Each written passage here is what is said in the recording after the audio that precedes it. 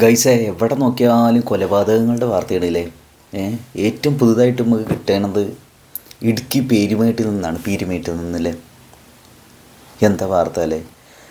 10 ലക്ഷത്തിന് വേണ്ടിയിട്ടേ, അതായത് ഇപ്പോൾ ഒരു വന്യമൃഗം കാട്ടാനയൊക്കെ ഒരാളെ കൊന്നിട്ടുണ്ടെങ്കിൽ 10-12 ലക്ഷം കിട്ടൂലേ. ഇത് അടിച്ചെടുക്കാൻ വേണ്ടിയിട്ട് ഒരാൾ അയാളുടെ ഭാര്യേനെ, ഇടുക്കി പീരുമേട്ടിലുള്ള സ്വന്തം ഭാര്യേനെ അതിമാരകമായ രീതിയിൽ, ക്രൂരമായ രീതിയിൽ കല്ലുകൊണ്ട് ഇടിച്ചിട്ടും ചവിട്ടിയിട്ടും നിലത്തുരുട്ടിയിട്ടും വലിച്ചു കൊണ്ടുപോയിട്ടൊക്കെ കൊന്നു എന്നാണ് പറയുന്നത്. എന്നിട്ട് അയാൾ പറയുന്നത് അത് ആനയാണ്, ആന ഒറ്റയാൻ കൊന്നതാണ് എന്ന്. ഇവർ കാട്ടിലെ വിഭവങ്ങൾ, കാട്ടുവിഭവങ്ങൾ ഒക്കെ ഇല്ലേ, അതൊക്കെ കളക്ട് ചെയ്തിട്ട് അങ്ങനെ ജീവിക്കുന്ന ഫാമിലിയാണ് അവർ. അവർ കുടുംബത്തിൽ നിന്ന് നട്ടുവരുന്നൊക്കെ കുറച്ച് മാറി നിന്നിട്ട് അങ്ങനെയാണ് അവർ താമസിക്കുന്നത്. 2 കുട്ടികളാണുള്ളത്. അപ്പോൾ ഈ 2 കുട്ടികൾ ഇവരും കൂടി അത്ര കാട്ടുപോയത്, ഭാര്യയും ഭർത്താവും കൂടി. സീത, അവരുടെ ഭർത്താവിൻ്റെ പേര് ബിനു. അപ്പോൾ ഈ കുട്ടികൾ കുറച്ച് ബാക്കിലാണ് വന്നിരുന്നത്.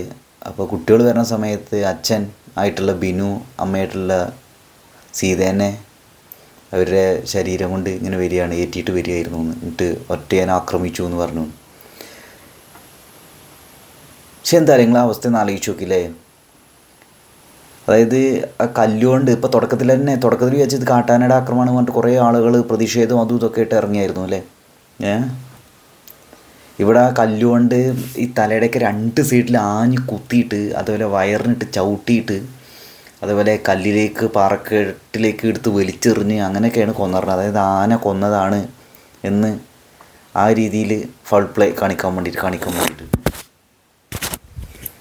ഇവിടെ ആ മേഘാലയ മർഡർ കേസൊക്കെ വാർത്തയൊക്കെ കേട്ട് ഞെട്ടിത്തെറിച്ചിരിക്കണ ഒരു അവസ്ഥയായിരുന്നു അല്ലേ. അപ്പോഴേക്കും മറ്റേ തൃശ്ശൂരിലല്ലേ മറ്റേ ചെങ്ങായി, ആദ്യ ഭാര്യനെ കൊന്നിട്ട് ജയിലിലായ ചെങ്ങായി ജാമ്യത്തിൽ ഇറങ്ങിയിട്ട് കല്യാണം കഴിച്ചിട്ടുള്ള ആ ഭാര്യേനെയും കൊന്നു എന്നൊക്കെ പറഞ്ഞിട്ട് 2ാം ഭാര്യേനെയും കൊന്നു എന്ന് പറഞ്ഞിട്ടുള്ളൊരു സംഗതി. കുറേ ദിവസങ്ങൾക്ക് ശേഷം ഡെഡ് ബോഡി അഴുകിയ ലെവലിൽ മണം കേട്ടപ്പോൾ ആൾക്കാർ അവിടെ പോയി നോക്കി എന്നൊക്കെ പറഞ്ഞ സംഗതി.